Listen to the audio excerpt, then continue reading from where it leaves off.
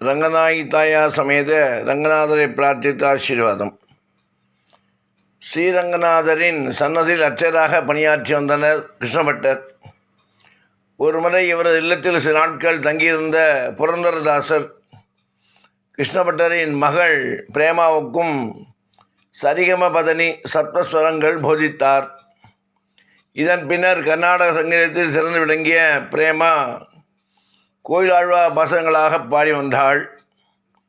அவள் பாடுவதை கேட்டதும் அனைவரும் மெய் மறப்பார்கள். இந்த நிலையில் ஏழ்மை நிலையில் இருந்த கிருஷ்ணபட்டர் தனது மகளை தூரத்து உறவுக்கார பையனுக்கு ஒருவனுக்கு திருமணம் முடித்து கொடுத்தார். அவனோ குடிகாரன், சூதாடி. இதை தாமதமாக உணர்ந்த பட்டர் தவித்து மனமுருகினார். ஆனால் பிரேமா மனம் தளரவில்லை. பகவான் ஸ்ரீகிருஷ்ணரிடம் அளவற்ற பக்தி கொண்டிருந்த அவள் ராமாயணம், பாகவதம் ஆகியவற்றை தொடர்ந்து படித்து வந்தாள். அவளுக்கு அழகிய ஆண் குழந்தை பிறந்தது. அவனுக்கு ராமகிருஷ்ணன் என பெயரிட்டு வளர்த்தாள். இந்த நிலையில் மதுபோதையில் காவிரி வெள்ளத்தில் சிக்கி இறந்தான் அவன் கணவன்.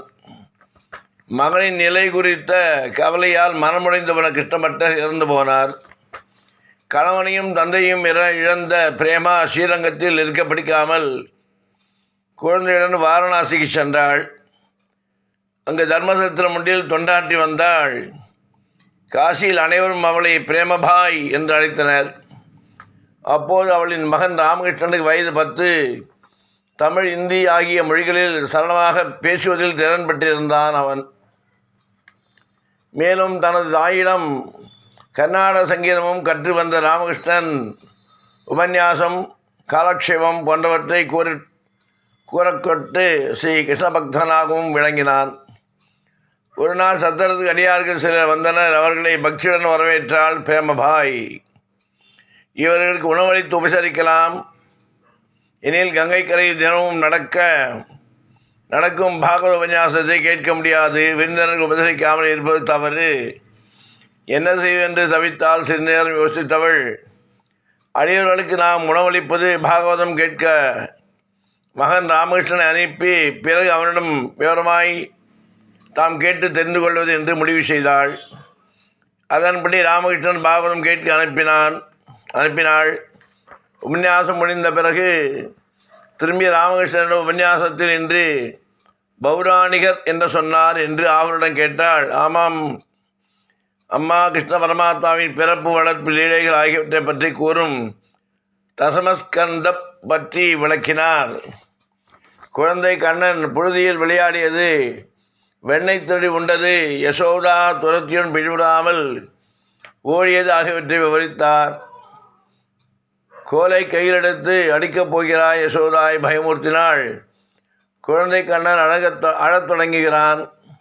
ஏதேனும் ஒரு வகையில் கண்ணனை தண்டிக்க எண்ணி அவனை உரலோடு பிணைத்து கட்டுகிறாள் யசோதா. ஆனால் குறும்புக்கார கண்ணனோ கட்டிய உரலையும் சேர்த்து இழுத்தபடி வீட்டின் பின்புறம் சென்று இரட்டையாக பிறந்த நின்ற மருத மரங்களுக்கு இடையில் புகுந்தான். உபன்யாசத்தில் இன்று இதைத்தான் சொன்னார் என்றான். இதை கேட்டு உணர்ச்சியப்பட்ட பிரேமபாய் மெய் மறந்தாள்.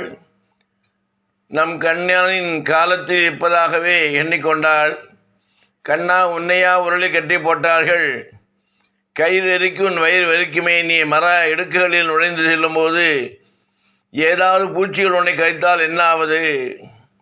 என்னால் இதை பார்த்து கொண்டு சும்மா இருக்க முடியாது. இப்போது கயிறை அவிழ்த்து விடுகிறேன் என்றவாறு கங்கையை நோக்கி ஓடினாள். அம்மா அம்மா என்று கூவியபடி சிறுவன் ராமகிருஷ்ணன்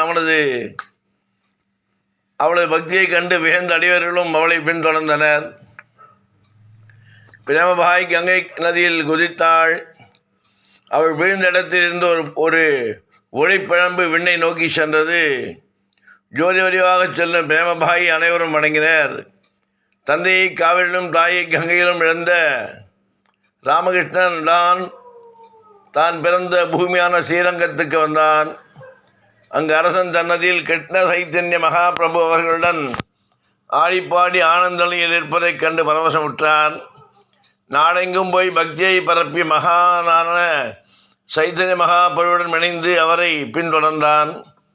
முகலாய படையெடுப்பின் போது பெர்ஷியா நாட்டுக்கு சென்று மறைந்திருக்க வேண்டிய நிர்பந்தம் ஏற்பட்ட போது பெர்சியன் சங்கீதத்தை கற்று தேறிய ராமகிருஷ்ணன் திரும்பி வந்ததும் குருவின் ஆணைப்படி பிருந்தாவனத்தை அடைந்து ஸ்ரீ கிருஷ்ணநாம சங்கீர்த்தனம் பாகவத சேவை என்று தனது வாழ்நாளை கழித்தான்.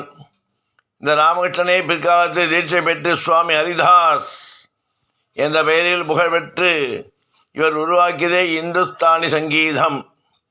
அக்பர் சபையில் ஆஸ்தான வித்வானாக திகழ்ந்த தான்சேன் சங்கீதம் பயின்றது சுவாமி ஹரிதாசிடம்தான் என்று குறிப்பிடத்தக்கது. சர்வம் கிருஷ்ணார்ப்பணம்.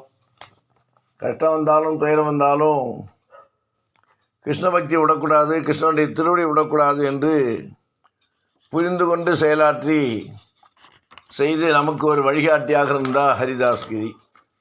பாதங்களில் சரணமடைந்து திருச்சானூர் பகவதி தாயாரை, பத்மாவதி தாயாரை தரிசித்தால் சகல செல்வங்களும் கிடைக்கும்.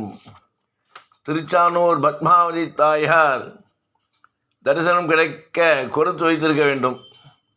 பத்மாவதி தாயாரை தரிசிப்பவர்களுக்கு சகல செல்வங்களும் அளிக்குமாறு ஏழுமலையான் ஆணையிட்டுள்ளார். அவ்வாறு செல்வமற்ற பக்தர்கள் அதில் ஒரு பகுதியை ஏழுமலையான் உண்டியில் காணிக்கையாக செலுத்துகின்றனர்.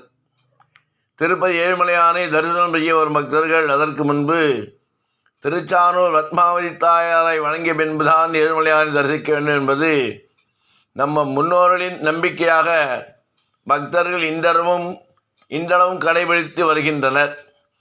திருமலை ஏழுமலையானை தரிசிக்கும் முன் முதலில் கீழே திருப்பதியில் கோவிந்தராஜபுரத்தை எழுந்தெடுக்கும் கோவிந்தராஜ பெருமாள், பிறகு அலர்மேல் மங்கை தாயார், அதன் பிறகுதான் திருமலை சுவாமி புஷ்கரணி கரையில் அல்பாளிக்கும் வராகமூர்த்தி, அதன் பின்னரே ஏழுமலையான் தரிசிக்க வேண்டும் என்பது மரபு.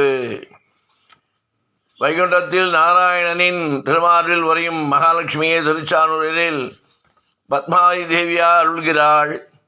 தன் மார்பை எட்டி உதைத்த பிருகுமுனிவரை மன்னித்த திருமால் மீது கோபம் கொண்ட திருமகள் அவரை விட்டு நீங்கி பூவுலகம் வர அவளை சமாதானப்படுத்தி அழைத்து வர நாராயணனும் புறப்பட்டு வந்தார்.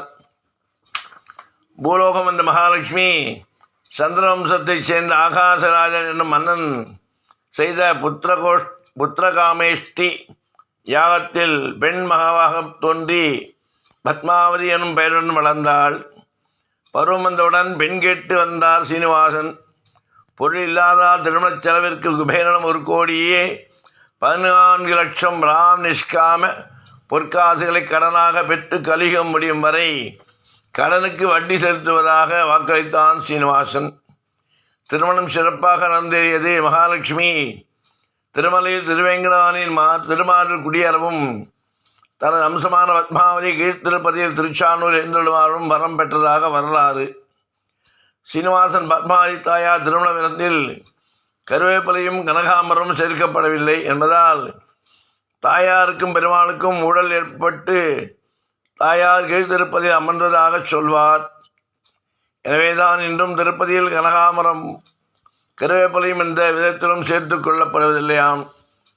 திருப்பதி அருகில் உள்ள திருச்சானூர் தாயார் அலர்மேல் மங்கை என்று பத்மாவதி தாயார் என்றும் வணங்குகிறார்கள். தினமும் இரவில் திருமலையிலிருந்து திருவேங்கடம் இறங்கி வந்த அலர்மேல் மங்கை தாயாருடன் ஏகாந்தமாக இருந்துவிட்டு பின் விழுவதற்குள் திருமலையில் செல்வதாக ஐதீகம். பக்தர்களுக்கு சுகங்களை வாரி வாரி வழங்குவதால் திருச்சானூர் சுகபுரி என்றும் அழைக்கப்படுகிறது.